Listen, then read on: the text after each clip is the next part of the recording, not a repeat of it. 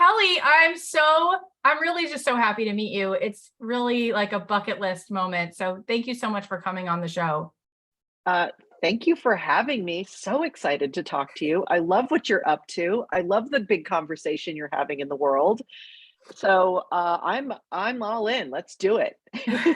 Well, right before we officially started recording, I told you that my good friend Wayne Fetterman, he was actually the first person we interviewed for this show. He was so generous, and then he came back again later on, and he adores you, and he just finished recently working on this beautiful project, a lot about your family and about your dad, and I think it's a good place to start because it came out recently, and it's a movie that I think really has so many layers that really open a lot of doors for people. And then from there, I think that leads us right into hearing a lot about you and how you see the world. So let's talk about this project. What was it like for you to make this movie about your family?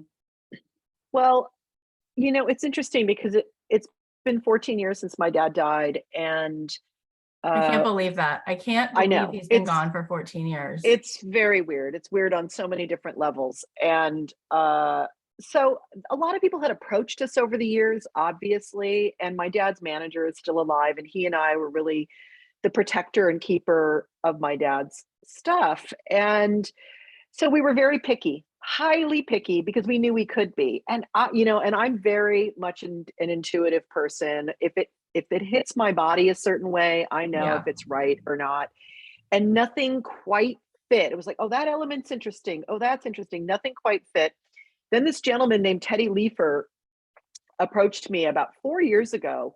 UK producer, had just won the Oscar for a documentary called Icarus, like the real deal on every level. And like he and I just connected in conversations. And I thought, I could trust this man with anything in my life. And then the timing wasn't right for us. We were kind of working on getting another project greenlit, and that didn't happen. And then we jumped in. We jumped in late 2019 and got to interview a bunch of amazing documentary directors. And then we talked to Judd Apatow, and it was like check, check, check, check. Comedian, had done Gary Shandling's documentary. Gary Oh, was my so good. mentor. So I knew what that documentary had revealed and how raw and real and beautiful it was. And the Beautiful. message that Gary wanted to get out his whole life was in it. Um, and I knew Judd just had a really high EQ, and that was important to me. I needed a good storyteller, but someone with a big heart who also understood comedy. So it was incredible. And I said to them, go do. I don't want to be in charge of a narrative. I don't want to be approving things. I gave them some notes. I obviously steered them, and we gave them access to everything. Um, and I just said to them, I just don't want it to be a cavalcade of talking heads talking like how great my dad is. Like, that's the most boring thing ever. It is boring. And it's so boring. And there's a lot of docs out like that. And it's easy because comedians will talk about anything for hours, as you know. But I said, I also want to learn something about my dad. I'd already worked on a solo show and a memoir called A Carlin Home Companion, and I'd already worked my narrative and kind of worked my dad's narrative and my family's narrative a lot. I've been in and out of therapy most of my life.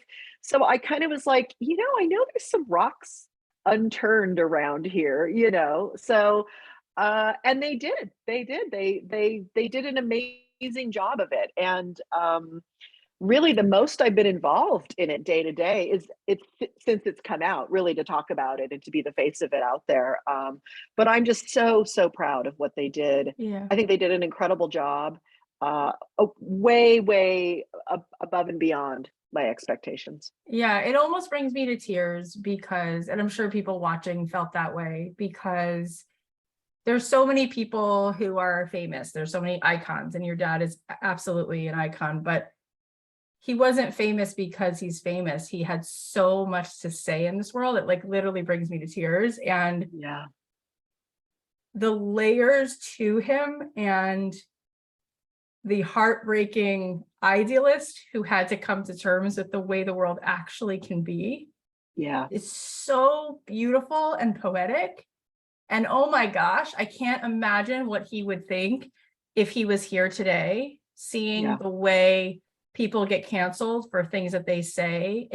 It's just so layered and fascinating. I feel like everyone needs to watch this movie right now, not because there's no one who's not a George Carlin fan, but it's not that. It's the layers of his humanity and how unrelenting he was to speak it out loud, and the pain it caused him to see division in people. Yeah. And how he was willing to risk everything to say things that were true. It's just like we need that now so badly. And so I really think that this movie is like medicine. And I agree with you that because the Zen Diaries of Gary Shandling was so gorgeous. And it's interesting that they chose to do both of these biopics, because both of these men, Gary Shandling and your dad, there's a similar nature to where there's so much depth in this person. Just because he makes you laugh, it's like he goes as far the other way, right? And what is it like for you? Because I've read some about you and I got to know a little bit about you in the movie. And, you've been on this journey as a seeker, like, why are we here? And looking at Buddhism and looking at, what's the reason, what's the existential, and how could you not be in such inquiry having parents like you had? Totally. But how have you come through this journey? And what do you think it is about your upbringing that both shaped you and also was sort of like contrast for you, that helped you come out with what it is that you kind of think about today in terms of like how you're living your life? Yeah. I've had my main journey, and what I wrote my memoir about was really this thing where I didn't get to live my truth because we lived in an addiction family. And a lot of people can relate to that story. And I think that's overall, at least I feel, is the biggest struggle we all have living in a capitalistic modern culture, is what is our deepest truth versus how the world needs us to be in order to function and survive and succeed and things like that. And so a lot of my journey has been about, when you have a father like George Carlin, who's speaking big truth to the world and is right about it 99% of the time, at least you feel, it's hard to find your own place inside of that. Yeah. What could I say or see that he hasn't already said or seen in that way? So I think there was always an unconscious limiter around me with that shadow that we talk about, being in the shadow of our parents or the shadow of an older sibling sometimes. So that I think that really I had to grow up a lot too. I had to, and as people will see when they watch the documentary, if they haven't yet, there was some trauma in my childhood, and I needed time to find my feet and find my way into the world. And that really did not happen until my 30s. And then I really didn't claim myself until after my mom died in 97. That was my mid 30s. So it's been this incremental expansion of my voice, my belief that I have the right to be here. And then, both my parents were seekers, always, like spiritual seekers. Obviously, my dad took a lot of acid. That was one of his ways of raising his consciousness. So that conversation, that what's the meaning of life conversation, was always in our family, and like things like synchronicities and things, we always talked about that kind of stuff. So there was like this openness to kind of the magic of life. And I was always fascinated with that. And so I did, after my mom died, I really kind of came out as I'm a spiritual person. And I, pursued Buddhism, Thich Nhat Hanh path. Most beautiful man who's walked the earth. Oh my God. gosh. Yeah, it's just, and he's grounded me so much in the last 9 months too, just listening to his stuff again. That, and then really getting very interested in Jungian and post-Jungian depth psychology and the whole idea of archetypes and mythology, and the collective psyche versus Yeah. the individual psyche, like really fascinated with that, and got to get my master's in that, which was fabulous. And that really shapes most of my thinking, those two things. Yeah. And they help me make sense of the world in some Yeah. ways. And sometimes, and my dad was always fascinated by that stuff too. He'd always ask me questions, what are you learning? What is this? What is that? So he was an absorber like I was too. Yeah. Yeah. Yeah. I also want to just acknowledge, because you mentioned her a few times, your mom, just, a lot of times you know about famous people, but you don't know about the people they're Yeah. married to. And the way in which she supported him. And it's not just be like, oh, great. Yeah. Have a good show. No, like, you want to do what? I'm in. I'm going to Yeah. help you. I'm going to open doors for you. Like, she was such a powerhouse. And to be a woman working in show business and to go through her own addiction and to get back on her feet and to then be such a catalyst for him. Like, what an incredibly divine pairing, right? Yeah. That the two of them got put together, Yeah. no matter what. And everybody has stuff that comes up in their marriage, but how they served each other. And then Yeah. of course, they would make someone so beautiful like you. And because you really have so much humility, which is very much a trip, right? Because the ego does a lot of interesting things when you're born into a famous family. And the second you came on, you just were so beautiful and generous. And I think that's such a testament to both of your parents. And like I said, the word before, the humanity of both of Yeah. your parents. Yeah. I feel so blessed to have both of them in my life, and really so happy my mom's story is out there, Love because her. she was a woman of a certain age and a certain time. My parents were a little older than the younger kids in the 60s. They were the middle generation. They were my dad was 30 in 1967 and my mom was 30 in 1969. So they were in this interesting place. So my mother was half in that really traditional world, and both of them were definitely counterculture people. Oh yeah. And so to have that generation, that particular age of that woman, get her story told, and my mom in particular, has been really important to me, because people don't understand that my dad was a radical in a lot of ways, and yet would not let my mother get a job when I was a little girl because he didn't want me being a latchkey kid like he was. He was suddenly this traditional guy too. And it kind of crushed my mom, and really confused her. And she had a big crisis because of it. And then she was already alcoholic, so it just added to it.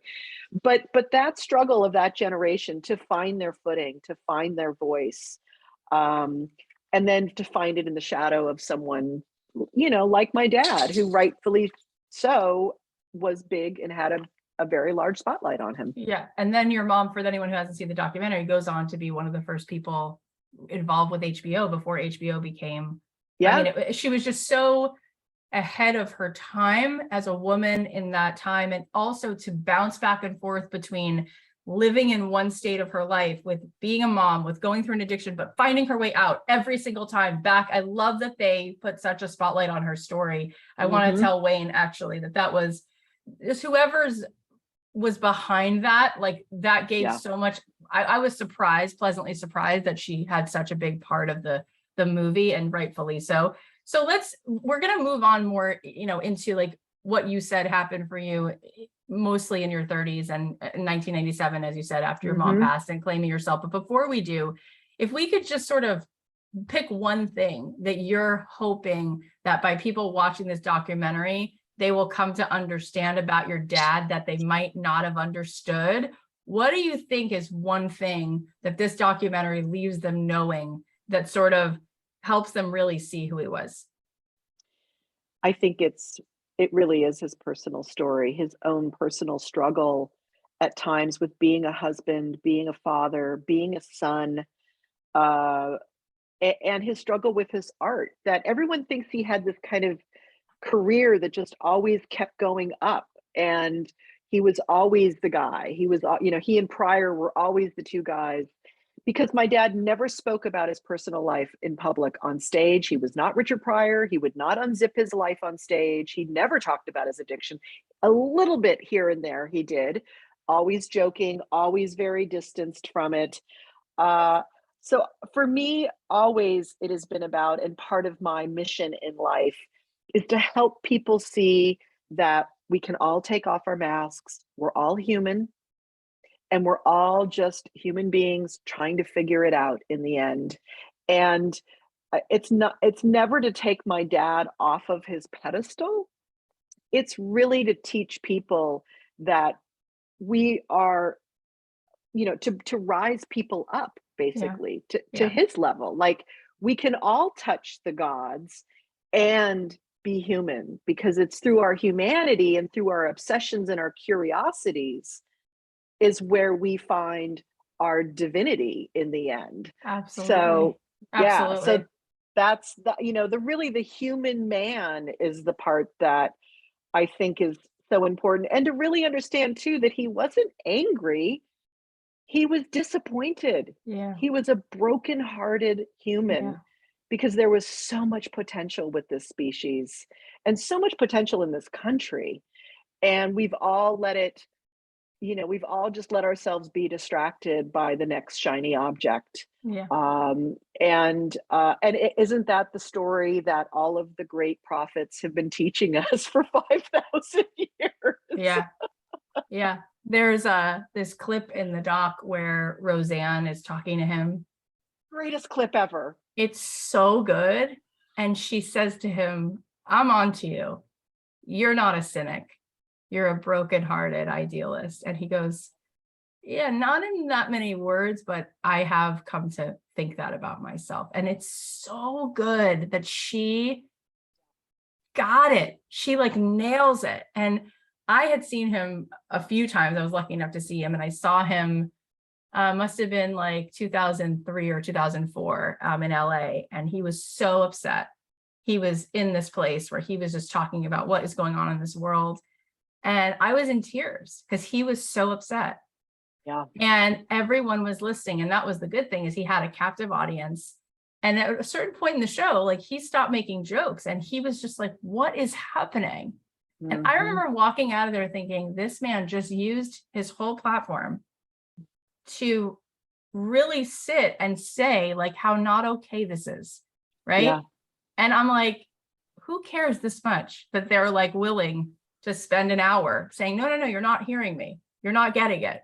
And I thought, there's so much here. But when I saw the movie, it really clicked for me. Like, he was so disappointed because he believed so much in people and what we could be. And the fact that we weren't, it was so devastating to him because he was such a sensitive person.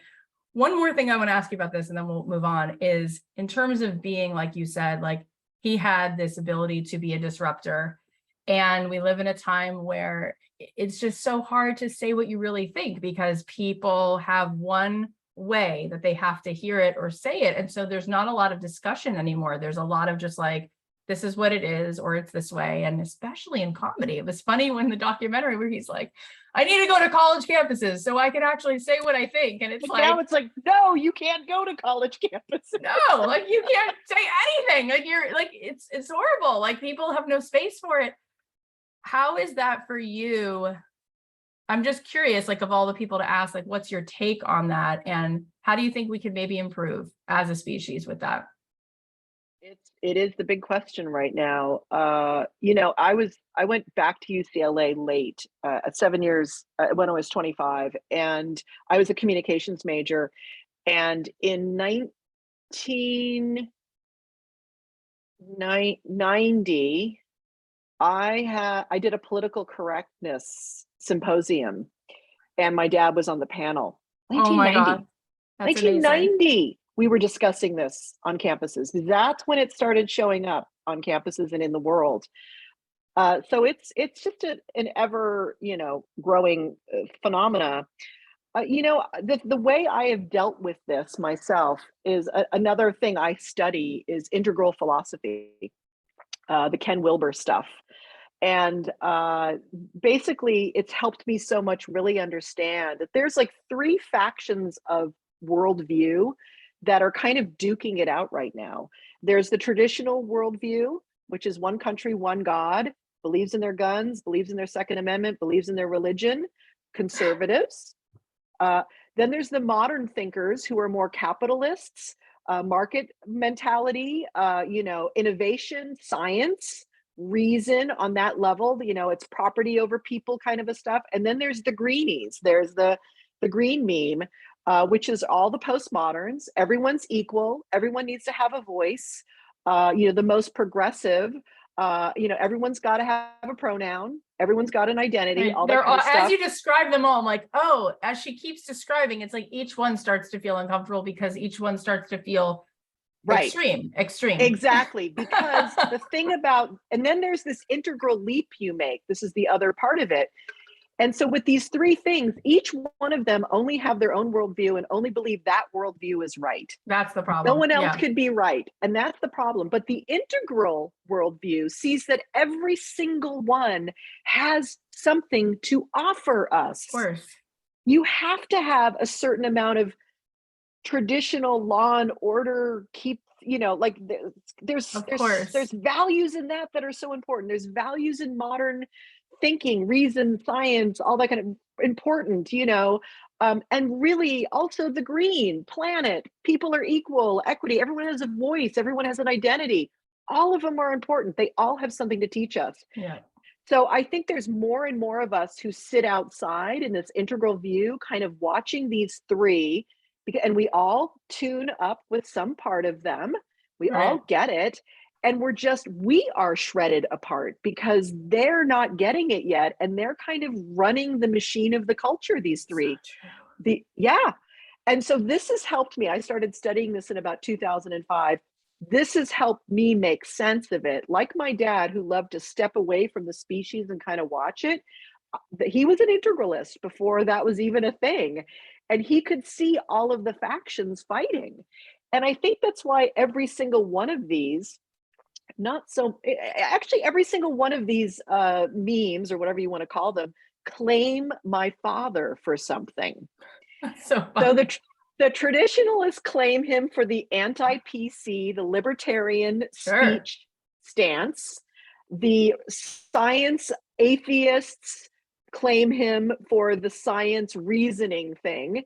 And then the Greens, of course, claim him for the never punch down, always punch up.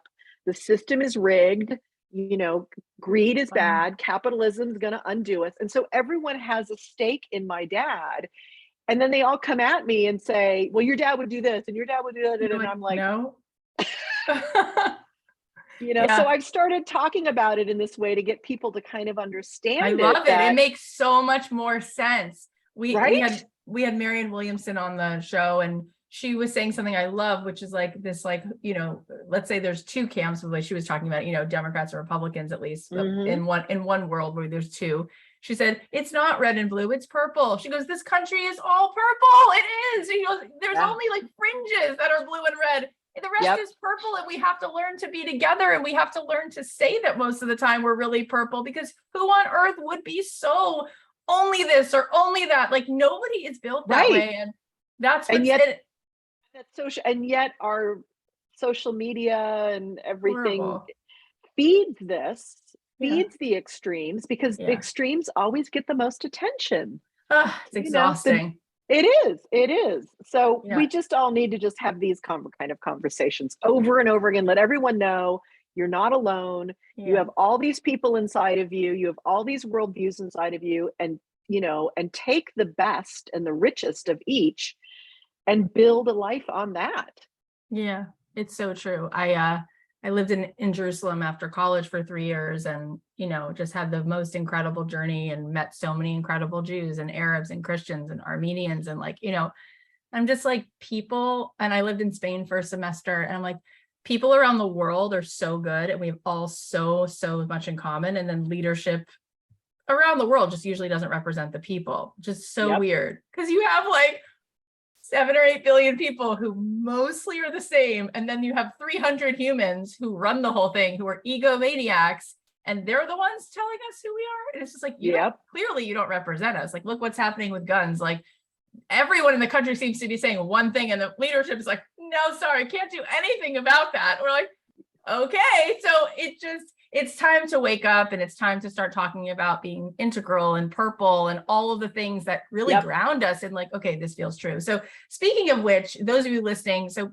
Kelly has gone on to not just be such a seeker, but she's been helping women, through courses and coaching and helping people find their path. Let's talk about that because I know so many of the women listening could benefit so much from what you do. How did you get into that, and what are you hoping to do with that work? So when I came out of grad school, got my master's in counseling psychology with an emphasis on Jungian depth psychology, I knew I didn't want to become a therapist. I didn't want to be in the room. I didn't want to do that work. It was too triggering for me. So I got certified as a coach because I really wanted to be a meaningful conversation is just my jam. Like That's so good. whether it's on a podcast or with a client or on a panel, I don't care. I just want to be having meaningful conversations with people. It fills my life with everything. It is like the biggest non-negotiable value in my life. And so I started doing that a little bit. And then my dad died in 2008. And if you read my memoir, you will see that one of my dances with my dad was I was a personal storyteller. I was telling personal stories. I wanted to tell my life story after my mom died. And it made my dad uncomfortable. He was not of the Oprah generation. I was, and I was okay with it. Spalding Gray was my hero. Karen Finley was my hero. So when my dad died, I knew it was time for me to step on a stage and find my voice and a spotlight. And I did that from 2008 to about 2016, 2017. I had a solo show, and then my memoir came out, and I was out in the world, and social media was a I thing. love that you did that. And just owned it. And I had some people saying to me, is it weird? You don't have to do this. You don't have to take care of your dad's legacy. You don't have to do all this kind of stuff. And I'm like, if I don't walk through this and own that I'm a Carlin and I'm a unique person and walk through the legacy and talk about my relationship with him, I will have pretend that it doesn't exist. Yeah. I can't do that. That's not who I am. So what happened then in like 2017 is I just hit one of those life phases where I was like, okay, what do you do once your dream comes true? Like having a memoir out, with the real nice big publisher was my dream for 20 years. So what the hell do you do? And Gary Shandling had just died and he was my mentor. And I was like, Gary, where are you? Because Gary had refathered me since my dad died, all this kind of stuff. So I started to write a book about all this, and I wanted to call it Untangling Daughterhood. And then a part of me, and I tried to work it. And a part of me was like, I've just been George Carlin's daughter for like 8 years in public. I don't want to do that anymore. I need to find my individual self and my work in the world again. And so I pulled away from the book, but everything that I started to outline in the book, which was how did I find my voice? How did I step into my spotlight? What did I have to untangle to do that? What happened was totally unconsciously is I hired a business coach, and she said, you're a coach already. You've got all this training, create a year-long program. Like that's how you create a great, stable business is do a year-long program. Let's stabilize your finances, all this kind of stuff. I had to get really clear about my dependence on my father emotionally and financially my whole life. I had to do a lot of inner work around that. So just in the developing of that, I turned towards these great teachers that I'd had. Maureen Murdoch and the Heroine's Journey is a huge influence on my life. I studied with her at Pacifica when I got my grad stuff. And so I just started putting this program together to help women, mostly who are at a time in life where they've done it. They've either been the mom, or they've been in the career long enough, or they've been in the thing and they've been the good girl with the pat on the head. They've done it the way the culture's wanted it to do for them to do it. And there's still a sense of lack of meaning or purpose, or even really knowing who they are, because they kind of put all of that in the basement at some point in order to comply, like we all do. And I just created this program, some content, some curriculum, some calls, and now I'm in my 4th year now, and I have a year-long program, Women on the Verge. That's shifting. That's going to be called something like on the verge? Are you on the verge? Because for 4 years, men have been saying to me, please, we need this because the patriarchy is crumbling. So that's happening. I have a little 3-month version of it called True North. And I'm now like creating all this, I've created all this content. I'm now actually putting it out into the world in different forms. And it's just all kind of really happened organically. And I've pulled every aspect of everything I've ever learned, everything I'm fascinated by, everything I've lived through to make this journey happen for women or men to find their thread, their soul path, their thing that lights them up, while at the same time creating abundance for themselves, creating structure for themselves, creating, whatever it is they want for themselves. And I'm shocked at at what I've been doing the last 4 years. It's been incredible. It is incredible. And I'm so glad that you're also including men on this journey down to, because Justin Baldoni was here, and I'm sure you know what the work he's doing with men and his new book, Man Enough. And it's all about, really what about masculinity can be positive and can be beautiful, and Yeah. how can we reclaim it? And you were talking about women who are in that place where it's like, I've got the pat on the head, but I just don't feel fulfilled. Let's talk about that for a second. Yep. What does it require to step into authenticity, to step into our integrity with ourselves? Yeah, it's a great question. And the first thing I always teach and talk about is turning toward ourselves, being willing to turn our back on the world. As women, we are shaped by our obligation to the world. The world expects us to turn towards it, and we naturally are engaged. We are connected, relationship oriented beings. The feminine is, and that's for men too. It's for everyone in between, every spectrum and pronoun. We all have these two energies. But I think the culture really trains us in some ways to sacrifice turning towards ourself or our ambition or our curiosity in service of the harmony of the space. And so the first thing I have women do and talk about, and sometimes they spend the whole first year with me just learning to turn towards themselves.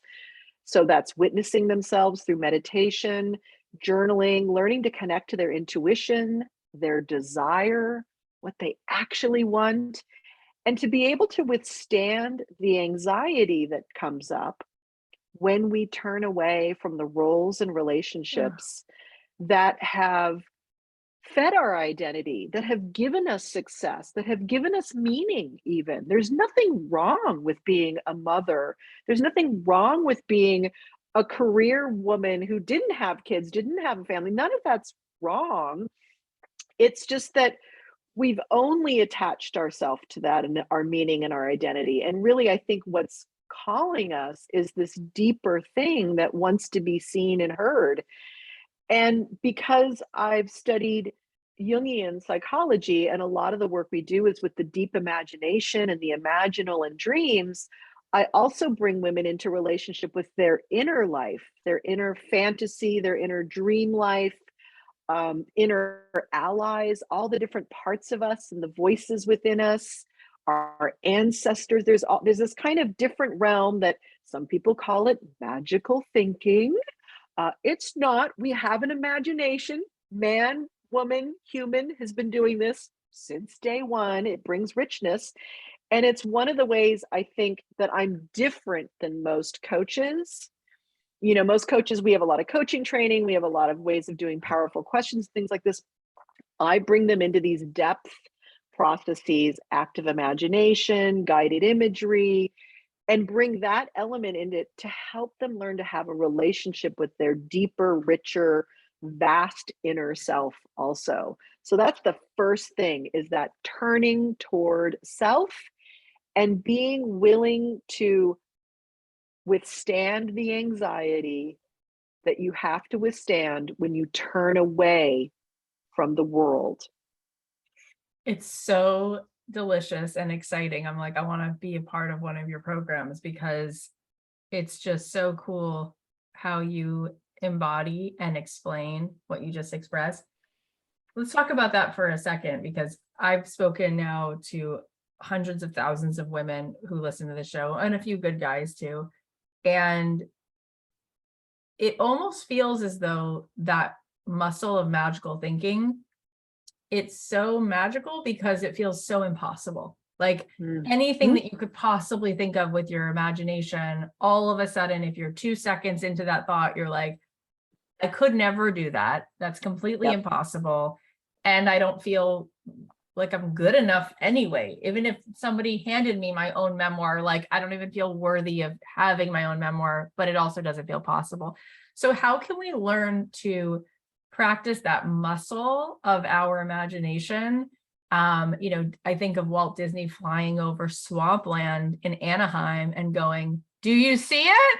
Look again. It's like, is that magical? No, it's called having an imagination. It's called having vision, right? Exactly. It is visioning. Exactly. Yeah. So how do we learn how to get back into use of that muscle, of that part of our more expansive self, when there's something in the subconscious BS belief system that's like, that's not even possible. Why would you even think that thought?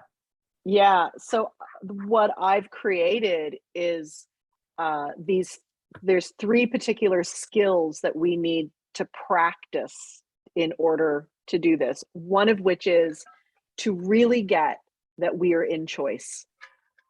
We have a choice. We don't think we have a choice because that other voice comes walking in and says, well, that's stupid, or that's it's always, and that's just the protector voice, right? The coaches call it saboteurs, gremlins. It's just a protector. And it came on board when we were about 4 or 5 years old. So we see it as part of integrating of who we are. It's built on a 4 or 5-year-old's version of reality. Guess what? 4-year-olds don't know reality. They are magical in their thinking in a lot of great ways. But when it comes to protection, they see the world in a very, very particular way. And it's very much confined about what I have to do to have daddy and mommy love me forever.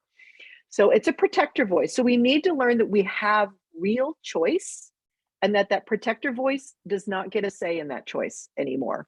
It just doesn't get a vote because it's overprotective. It's the ultimate helicopter parent is what that protector voice is. I'm like taking notes. This like never happens on a podcast. I'm like, I have to take notes right now. Go ahead. And so then the second skill is trust. You have to learn to trust your body, yourself. This is part of that relationship with your intuition and your inner life, your wishes, your desires, your imagination, but also trust that there is something bigger than your ego.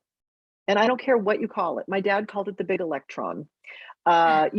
People in AA and 12 steps call it a higher power. Some people it's God. Some people it's the goddess, Gaia, energy, whatever it is for you. But there is something bigger than your ego. And it's your entire psyche, which about, I don't know, 70, 80, 90% of it is unconscious. It's where all the magical visioning is happening. So trusting, you have to take a leap of faith into trusting something. And then the third thing is doing. And you have to do in order to learn what you're capable of, and that the world doesn't fall apart and the earth doesn't open if you make choices about what you really want and go for it. But you have to do it with an attitude of play. So the third skill is play. You have to be willing to improvise and be in the laboratory of life. And this is where a lot of women I work with are perfectionists. So the perfectionist walks in the room. I want to know what's going to happen beforehand. It's got to be perfect. So I'm all about lowering the bar and just throwing spaghetti on the wall. And in the end, it's all just information. So then you throw the spaghetti on the wall. Did it work? Did it feel right? Is it moving you towards what you want? It's just information. Take the next step, play, choose, trust, play, choose, trust, play. And through that, and this is what I did in order to get on a stage. This is what I did to write my memoir. This is what I did to step out into the world as George Carlin's daughter, taking care of his legacy, all these things. This is what I did to create this business. I just trusted that there is some bigger conversation having me. I'm part of it. It's having me, I'm not having it. Yeah. And through that, there's this, oh, I'm not in charge. Oh, I'm just here to shift energy. I'm just here to try things out. It's not the end of the world, because 4 or 5-year-old inner protector thinks everything is going to be the end of the world if it doesn't go right. I'm literally sitting here speechless because Kelly, and I really hope you'll receive this, that your soul receives this, not even your ego, although your ego can receive it a little bit too. But we've had like we've had every good coach on this show, like every person in the self-development space, from Deepak Chopra to Marianne Williamson, and everybody, and they're all amazing and I love them, and I'm so grateful to be mentored by so many of them. You're so good at this. Thank you. You're so good at it. And I'm sitting here just like dumbfounded, because this is one of my favorite episodes we've ever done, because the beginning of the conversation is so juicy, because obviously everybody knows who you are and who your family is. And so we have this like meaty conversation, because they weren't just famous people. They were like, your dad was somebody who had something to say, and we talk about that. And then there's this whole other thing that you decide to raise your hand to be a part of. How many people don't find it and don't do it because they don't know how to step out into, I have my own assignment? And guess what? So much of that is because the world doesn't require it of them. They say, oh, you're Prince Harry. Oh, you're Jim Henson's kid. Oh, whatever. Great. You're done. Don't do. And you said, no, I know that there's something I care about that I really want to do. And you're so good at it. And it takes so much humility, by the way, for your ego to go ahead and do anything, because the world sees you as royalty almost. So it's like, yeah, wait, she's a princess, so why is she doing anything? And honestly, like, you could have lived on that royalty because you already had a seat at that table, and you're like, yeah, I'm coming over to everyone's table. And I'm just like, and you're so good at it. So now to go back to, I just had to share that with you. To go back to these pieces, I'm taking notes. I love this, that the 4-year-old self, right, has a view of reality. I love what you said, because we want to be loved by our parents. So, oh my gosh, that's so fascinating. And then this idea, I circled it, as boy, do I want to learn this. You said, learning to trust yourself, learning to trust your body, learning to trust your wishes. Holy shit. I mean, I feel like that is, I've never heard anyone say that. And it's so key, right? It's like, it's why don't everything. we know how to trust ourselves? Like, if you have a thought, why on earth did you put that on the shelf for 20 years? That was your intuition. So how do we do that? Cathy, I just want to talk about the people who have influenced our culture. They know how to trust themselves from day one. They got something that the rest of us didn't get. And I'll use my father as a great example of that. He trusted something in himself. He was like 10 years old on a stoop, doing jokes, mimicking the priests and the teachers. He was winning the drama award at summer camp. He trusted himself. He trusted something that he had, and he kept seeing, and because he would get the feedback. So then the trust grows. I see. This is in tune with what I feel and see. That's why the doing part is so important, because in a vacuum, we can't learn to trust in a vacuum. When we're hiding in our house or in our, this is the non-trust, because trust has to do with relationship with speaking your truth to a partner, speaking a truth to a client, speaking a truth to the audience. There's a trust that has to be willing to be sussed out. And sometimes it doesn't work. Sometimes we put it out there and it's not the right audience, or I haven't found the right way to say it yet, or I'm in the wrong family. People grow up and they feel like they're in the wrong family, and they have the, so, but it's this thing. So when you look at these people who have influenced you in your life and who are heroes for you, you mentioned a couple of them, Deepak and Marianne, and I think of Oprah, I think of Elizabeth Gilbert, I think of like all these people out there having these big, big conversations. they trust something. And Mhm. the only reason they trusted is because they had to take a risk at some point to see if what their insides were feeling was what the world needed. Yeah. And so it's just about experimenting with that to find the Well, conversation you're here to have. and It you know could what? be it could be a small one. It could be a big one. You don't have to be Oprah. You don't have to be, you could be the person who like happens to get the kids in the neighborhood and, teaches them to garden because you love plants and you Yeah, just know how so to beautiful. talk to 10-year-olds. It's like, Yeah. who knows? Yeah. It's interesting because it goes back to that overprotector, like you said, because my friend Mark Grove said to me, all day long, we have two choices, authenticity or belonging. And 9 times out of 10, we choose belonging. So then he said, It, but who do you really belong to? Because now you don't belong to yourself. So how could you belong to anyone else? And I know for myself, I grew up in a house where there was there was violence, there was alcohol, my parents got mm, divorced, there was a lot of things going on around me. And my best coping strategy was to make sure everybody was okay. And so I am such a good pleaser. I am amazing at it. I can morph into being anything for anyone. yep. Um, I know your path, girl. I've yeah, walked it and lived it too. I get it. yeah. So it's I like, think go ahead. this word belonging is huge because ultimately we don't have to choose between the two. Because when you turn towards yourself, learn to trust, learn to choose, learn to play, learn to witness yourself, learn to connect, and learn to connect to the depths of yourself. And part of that is this deep imagination work that I do in a way. Um, one of the one of the trainings, part of the access to belonging is to follow your longing. And That's so beautiful. I love when that. you follow your longing, really follow it with the choice, trust, and play, you will belong to yourself. You will feel like you've connected to your birthright, and you will feel like you are talking to the cosmos, like you are connected to every layer of the self, physical, spiritual, all the different selves. Mm. This is what I've been studying, especially the last 4 years through this, high end integrated depth psychology stuff that I've been working on.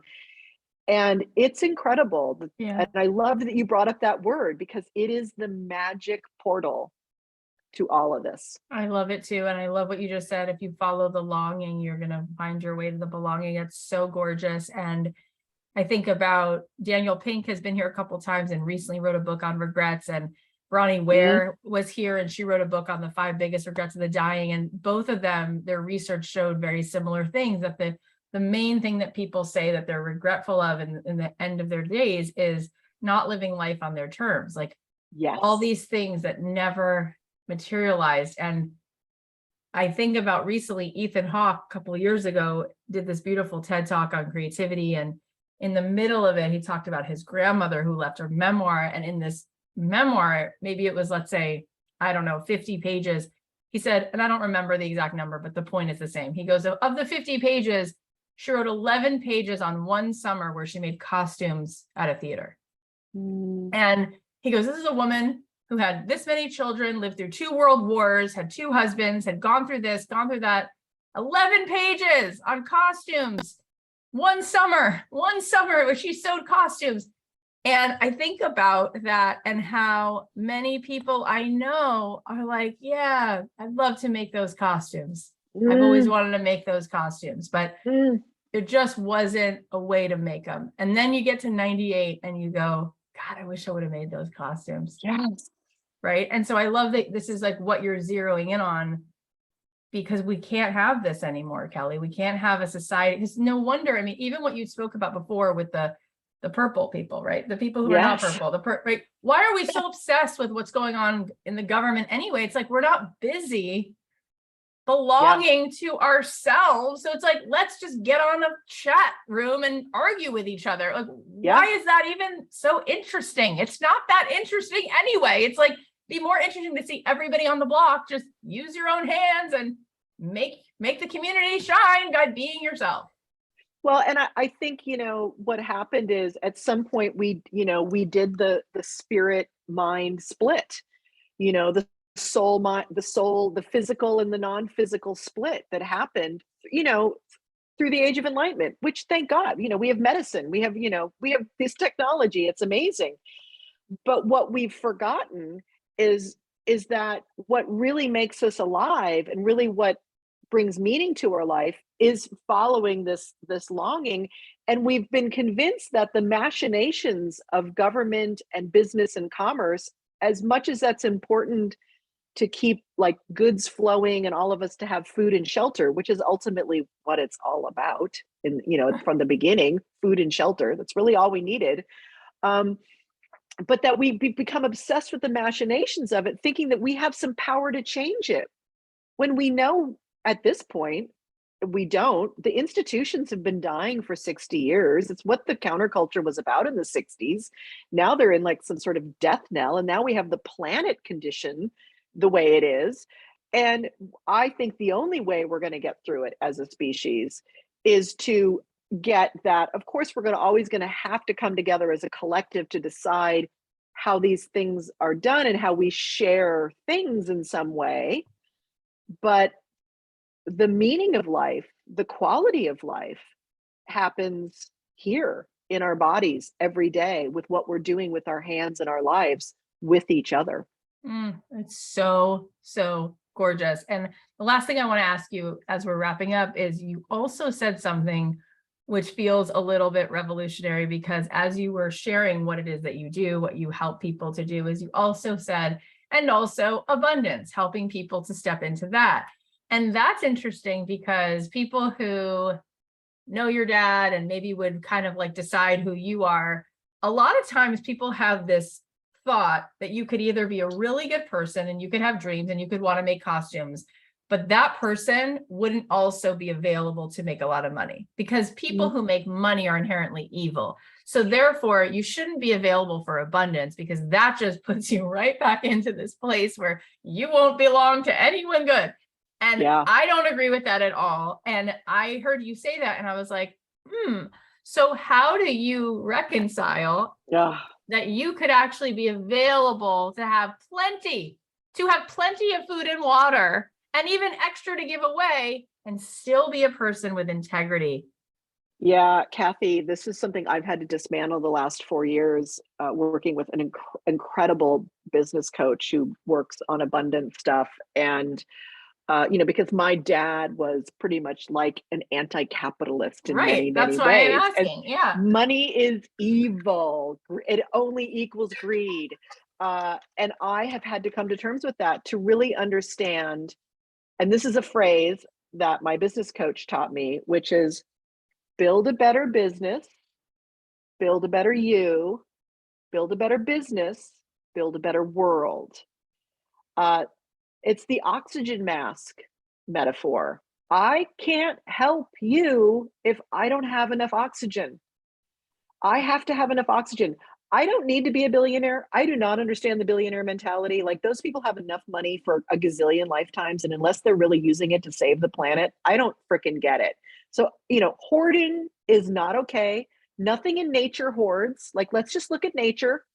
I need my thing. I have abundance. We have safety. We have security. And now the energy flows out and everything like that. So we have to stop making money bad, wealth bad, abundance bad, shadow. It becomes shadow. It runs your life either way. You're either running towards it all the time or running away from it. How about we start to see it as an exchange? And I have found the more that I've stepped into being able to ask for a certain level of value for my program, calling people forth into their value, the more I learn to do that, the more I receive, and the more I get to build a company where more people are being fed, their families are being taken care of, and I get to have a bigger impact because I get to be more well known about it or more trusted or whatever that thing is. And I get to reach more people. Which means all those people that I've worked with are going out and doing that too, in their own ways, in their own lives. Exactly. So it really is this thing where we have to get out of the black and white thinking Oh around yeah. everything, Oh yeah. you know? So Yeah. that's the bottom line with it. And that's the thing about abundance and wealth and money is Yeah. we have a lot of growing up in this country to do around this issue, as we clearly can see. Yeah. And I love the quote from Mother Teresa herself, which is, it takes a checkbook to change the world. Mhm. And it's great because you think about how many people have their names on buildings of hospitals and museums and theaters because they care about making the world more enriched for other people. And, you know, the Talmud has a great idea of how this works, where it says that like money is like rain falling on a garden. So if you're inherently out of integrity, you're a weed, more of that grows. But if you have integrity and you're like roses and hydrangeas and money falls into your ecosystem, you're going to grow that. Like that's what's going to grow. Like money is not the decider. We can think of people right now in our lives. We'll name them. No, I'm just kidding. But we can both think of people who have a lot of money who are terrible. And we can think of Yep. people who have a lot of money who are the And who, reason why yep. so many good things have happened. And the same thing with poor people. You can think of people who have very little, who are very generous, and very little who are terrible, right? Like it's not the money. Yeah. And if you think of it as currency, it's all it is currency. And what is the root of currency? The root of the word is current, is flow. So it's just a way of flowing energy. Yeah, it's flow, it's movement in the end. That's so money happens to be currency in capitalistic society. There's many different ways to have currency. Right now, it is in we're living, you know, it's late capitalism, but we're here still. It's still about the almighty dollar. I never heard that before, the word current. At first I was like, why is it current, like modern? And she's like, no, like a current, like a river. And when Barbara Corcoran was here, and she's a billionaire, she said, money is like blood in the body. It has to keep moving. So she said, as soon as money is coming in, I've already earmarked it for something. I'm already buying a building. I'm already hiring 3 more people. I'm already doing this. I'm already doing that. And to see a woman, spitfire billionaire like her, who is just like, I came from 11 kids, like never went to college. It's like, hell yes, you know, but she said something that's similar to that. So I love that you're doing this work. Where can people find you? Where can they sign up for one of your programs? Where can they watch and let them know where they can watch the documentary that came out? So the documentary is on HBO Max and HBO. It's called George Carlin's American Dream. You can find me at my website, the Kelly Carlin site. And you'll sign up for my mailing list right away if you would. I do something called Monday Musings. It'll land in your inbox. It's a little quote or poem, and then I ask a powerful question for the week. If you're interested in particular in Women on the Verge, I have a landing page for that. And it's womenonthevergecoaching.com. And that is by application and usually a conversation with me. I have a new course that'll be starting in September. I just finished it, the first run of it. It's called True North. It's for men and women. It's a 3-month course where I help you turn towards self. You learn about some of these skills. We practice them. It's kind of a quick learning of all of it, but there's some time to work the material. And then there's always a chance to work with us more after the course. So that'll be happening in September again. And I'm, starting to write again. I'm probably going to move back into my podcasting space, which is Waking from the American Dream. And the reason I call it that is because my dad's line, which is part of the documentary, which is, it's called The American Dream because you have to be asleep to believe in it. And yet there are ideals and there are things about the American dream and the whole concept of waking up into whether it's enlightenment or waking your own powers up or waking into integral thinking. There's something beyond the old version of the American dream. And so that's why I call the podcast Waking from the American Dream. Haven't done it in a few years. I'm going to start it up again, but there's some great episodes. Marianne Williamson's been on mine also. Gary Shandling, some Buddhists, all sorts of amazing people. So you can find me. And then I'm on Twitter. I hang on Twitter. That's my space, Kelly_Carlin. Come hang out with me on Twitter. I stay away from the politics for the most part, unless it's really pissing me off. But I try to like kind of uplift and have interesting conversations over there. You are uplifting, and everything you say is interesting. And I'm so glad that you came through. We will put links to all of that Thank you. in the show notes, and I will make sure to also put that on my Instagram when I share it. But it was such an absolute delight to hang out with you. I really hope that our paths will cross again. Let's make it happen, Cathy. Let's just say it will, and let's jump into something. Let's create some abundant magic out in the world. Oh, it's so cool. You're so gifted, and I feel like your parents are just right there cheering you on, just like from the other side. Just so proud of you for taking every good thing about them and then adding this like extra. You're just doing them so proud. You're going to make me cry, Cathy. But it's really true. Thank you. It's really, I really really beautiful. appreciate that. Thank All you. right. Have a gorgeous day. I've kept you long enough. To be continued.